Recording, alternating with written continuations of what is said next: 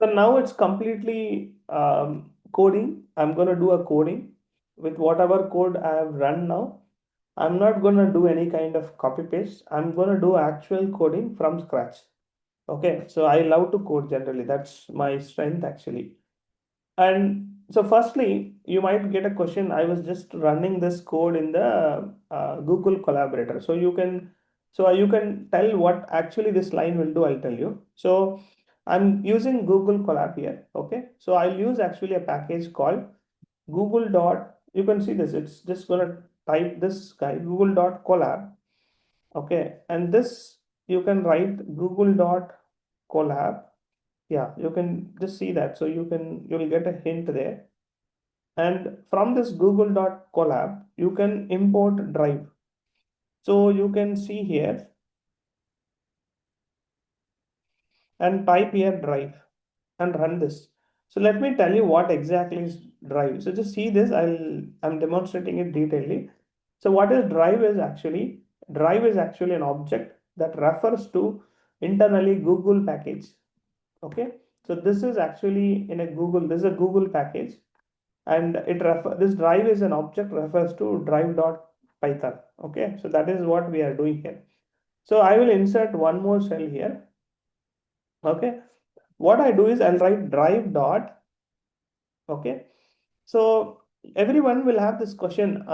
See, I will demonstrate that also here. So for audience, I'll put an interesting question that everyone should answer me this. If you want to become a great data analyst here, can everyone tell me what exactly is, okay, let me put this read underscore CSV. Read underscore CSV is it a class or function? Okay, so first thing, that is one question I'm asking you. What is DF? What is DF? And okay, what is DF? Is it a class object? Okay, what is value underscore count? So anyone can demonstrate me here? This Method inside. it. Uh-huh. Method. Okay, very good. So, okay, one more question. So, thanks for answering that. So, what exactly is okay? If I'm creating an object to random forest regressor, what is it? What is random forest regressor? It's a class. It's a class. Okay. So, what is model then? It's no instance of instant or object of that class. Okay, then fit. It's a method. Okay, good. So, so it means now most of our code is basically providing here. If you want to do a lot of insights here, everyone here, just listen here. So, below code, I'm just demonstrating for someone who's been here and who want to understand actually your data analytics very easy way. So first try to understand. I'll write one class name called as, just see there, I'll write on one class name called what? Pandas. Inside this class name pandas, I will write down one method. Just name of the method I will write down is, okay, maybe I will give it for your understanding easiest way. I'll write down like this first. You just see how will I demonstrate it.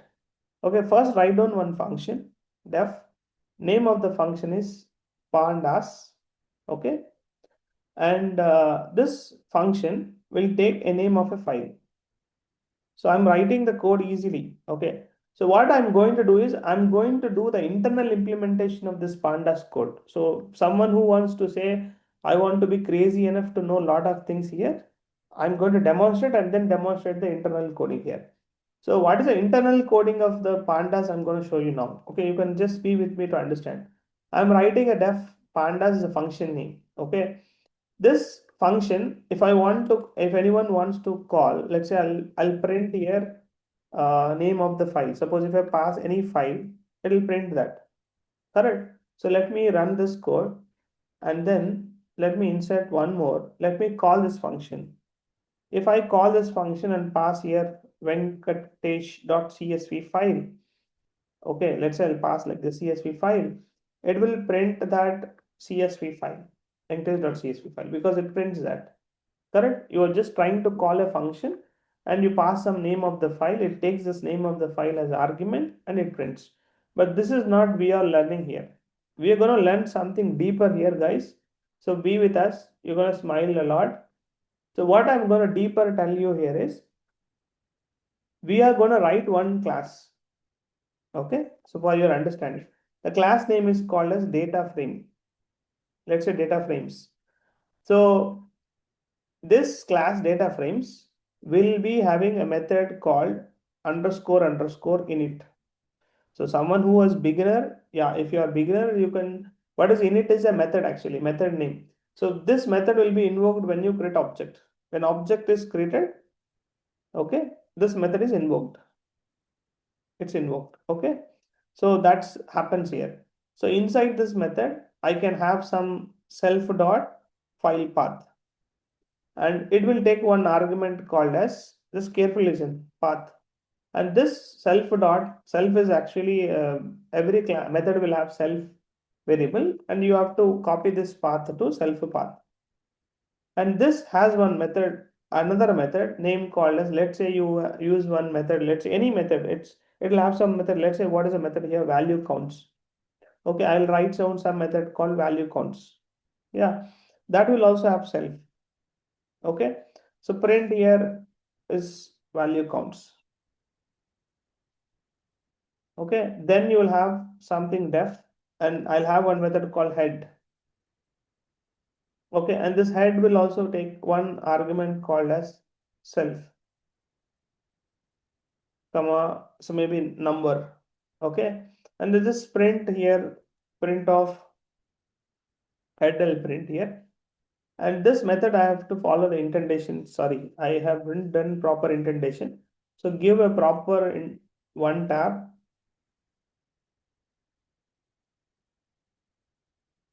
Okay, and that should be fine now. Okay, so I have written actually three methods. First method is init, second method is value count, and third method is what, head. So I have done three of them, and now this is actually working of the pandas code. I will demonstrate it. So if you understand here, I will just call pandas function and pass the venkatesh.csv file. If I pass this file path, internally what they do is, inside this, they'll create an object of data frame internally. This is what happens. They'll create an object to data frame, and that object name is, let's say, name of the object is internal. And that object will be passed with internally. Here they'll internally pass. Here what they'll pass is this name of the file they'll pass. This function internally creates an object to data frames, and it will pass this to argument to this, and this will happen here. Then this object is actually returned internally. Yes. So this is what actually happens here. Any questions here, guys? Okay, this is inside the function, so indentation problem. Okay, so now that should be fine. This is actual working of here internally, how the code is working here. So everyone has to understand this code so that you will understand what are you doing. So now if I call pandas this function by passing this code, let's say run this code, there's no error. When I call this function venkatesh.csv, if I pass this function, it will take this, print that, and it will create an object to data frame. So if you want, you can print here, print of here data frame objects. Okay, and once you do this, so let's run this again, and then let me run this now here. When I call this function, internally name of the file was printed, right? And it created a data frame object. That is happening. It will print the data frame object and return an internal. Internal is a data frame object. So I didn't collect any object. So I'll collect here return RET. So once I connect here, then in the next next maybe next window, I'll write down RET dot. I'll be invoking this method. What is the method I can call is, I can invoke any of the method. Maybe I can invoke value count and write down, again I can write dot also. When I can write dot is only if that method returns something, but otherwise I can write ret dot value count. So value count will print simply value count, then run this will print value counts. The same way I can do this ret dot head also. So head will also print you this. So now everybody understood that in your data frame in pandas, we are trying to call a function and pass the name of the file, and it returns a data frame object, and then you are executing only methods and passing this. So this was something we all might missed it, but now most of you understood it. If you really liked it, you can use the chat box, or you can comment, or you can give one thumbs up, guys, if you really learned something interesting here. Come on, audience. Yeah, so some of you, thank you for that. Now this is something everyone would have been familiar, but more of this insights, it is important for you to help. Okay, now that is something important for us to understand here. This is the internal code of data frame. Now, if you come and look at this one line, this two lines. So what is this two lines? This two-line code is what I demonstrated now here. In this two-line, what are you calling is pd.readcsv. pd is package name and readcsv is a function name passing. Same thing, return value is df. df is nothing but here this code, this my code is the same thing they are doing here also. I'll put that code here. This line is equivalent to that code. You are passing file path, RET will come. Then same thing, using RET, you are going to call this value count. So this is common process in your, this is actual process happening inside your data frame. So this is something smiling you all guys would have understood now. So there's no problem in this because I just wrote already the function of it. Now the next part you all have to ask yourself is, so what about this kind of execution? So what is this kind of execution? If you ask, what is that? These are all functions. Everything is a function. Figure, plot, x label, y label, all are functions. So for all the functions, you are passing a string data or something you are passing it, but only one time you are passing a tuple. So tuple is something you are passing it. So this execution is very, very simple. So that is very simple for all of us. So this execution is clear, right? Now, this is all same thing, pd dot group by to frame and all that is easy. But the main internal point I'll tell you, the demonstration I'll tell you. Okay, so this is an important demonstration. So I will go a next important demonstration. So please understand it. So what every coder will have to understand here is, let me do one simple code here. So let me import this code. Okay, this code only will let's demonstrate it. Okay, so here I'm going to demonstrate this code for some internal reasons. I'm going to do something here. Just see there. For example, if I run this code, so df, if you print your df, okay, it will say it's a data frame object. You can see that it's a data frame object which actually has all this data. Now the real challenge a coder will have is, so accessing this memory. Okay, now everyone here would say, hey, Venkatesh, I'm a beginner, I'm good at Python, but in Python, if you create a data structure like this, you will access them with a, most of them you access with the index, and some of them you access with a key, correct? So can someone tell me, accessing this with a column is with key, then that is called what data structure? If anyone here, audience, who wants to tell something, accessing this with a column, if you are accessing something here with a column, what is this data structure is called? Okay, dictionary. Okay, good. Thank you. So suppose if you are trying to access it with, suppose if I try to access here with the column name is what? See there, timestamp. Then the accessing will be, we will be able to access this entire column. That is, your entire column will come. That column will have this data. So you can see this. I have roughly so much of data, 5,000. It's a big volume of data I have here, right? Key value pair. Yeah, exactly. Key value pair. Now there's a, yeah, it's a very good question that everybody will have this in your mind, is that you're accessing with key, that's full. You're accessing the entire data, right? So you're trying to access the entire data. So you're able to access the entire type. It says D type is object. Okay. Now this, you will have to ask your question. This question you will have, everyone has to ask this. Not only me, everyone will ask this question. So if you go to this, not this code, this is time series part. Now we'll come to this part of coding here. That is, we'll write a small business logic. Okay, that is fine. So then we'll talk about this guy. So that is this code. Okay, so this code piece. This is a master genius code. Okay, which we will talk about this one, and the rest of the codes are going to be very simple in nature for us to understand. So come back to here. Okay, I'm gonna write, I'm gonna be here itself, and I'm gonna demonstrate you this code here.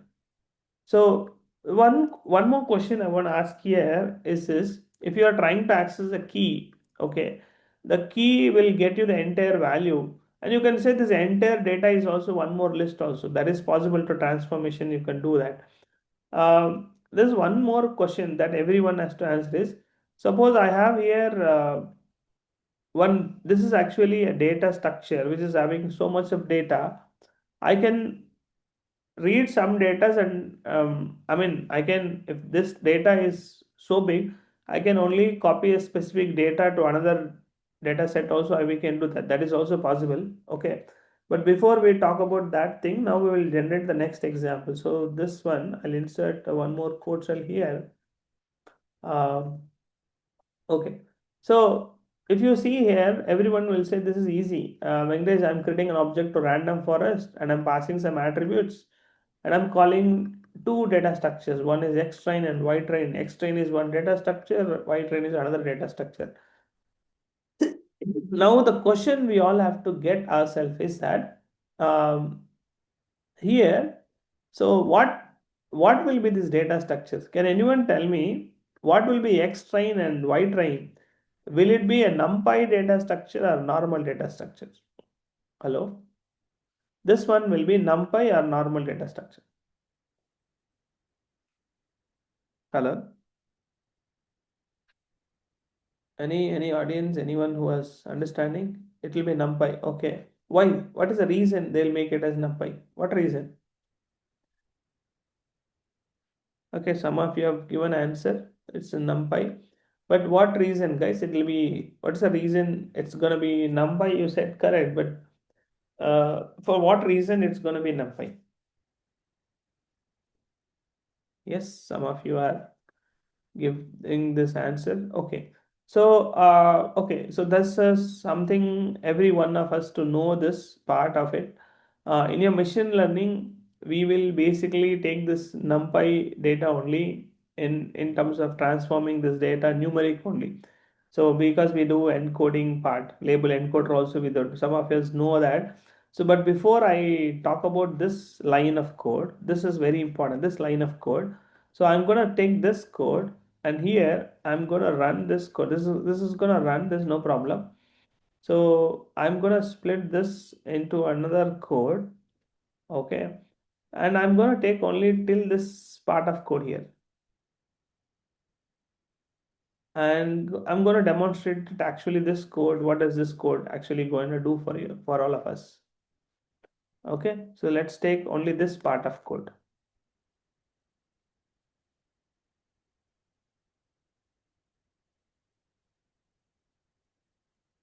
Okay, sorry, I have done everything cut. Sorry. Oh, Control Z. It's not working here. Yeah. Okay, so I'm demonstrating this. 1 second. 1 second. What's happened? 1 second.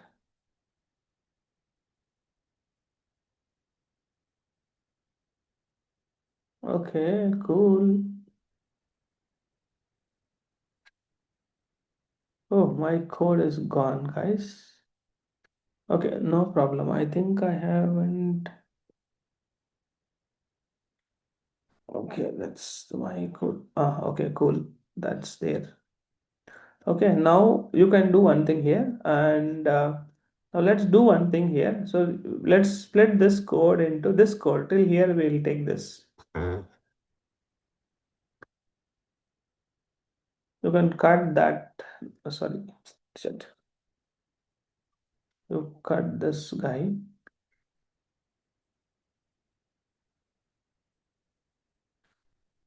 You copy that. Uh, Copy the selection. So you can. insert a code here. Okay, so just have an understanding here, guys. This is gonna be interesting for you.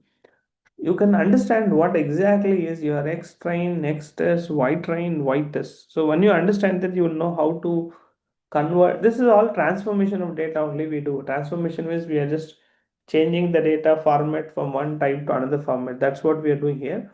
But here you can just see the demonstration. That is something you can see here. Okay, so we can, yeah. So what we're gonna just see this. I'll just run through this code here, so there should not be any error. So let's insert one more code cell and just print this X train. You just see that X train. See there. So it's actually its type is actually, you can see the X train is that. X train will only have one column, okay? And you can observe there X test. X test will be mostly multi. That's also one column. Date train, and just see Y train here. Okay, message count and Y test you can see. That's also there. So if you're gonna print everything here, so you're gonna print everything, so you can see this entire data of this aspect of it's happening here. So this all the data, it's a numeric data, right? Because it handled, yeah, that's a mathematical computation that's there, but it is transforming your data, right? So it's gonna transform that the entire test plate, and it's gonna transform it and give.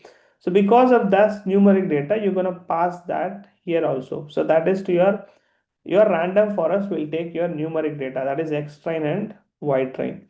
And when you do a model prediction also, there also it's going to take all the numeric data and then give you the prediction here. So that's a actual thing happening here, and that's why we are doing all this fact.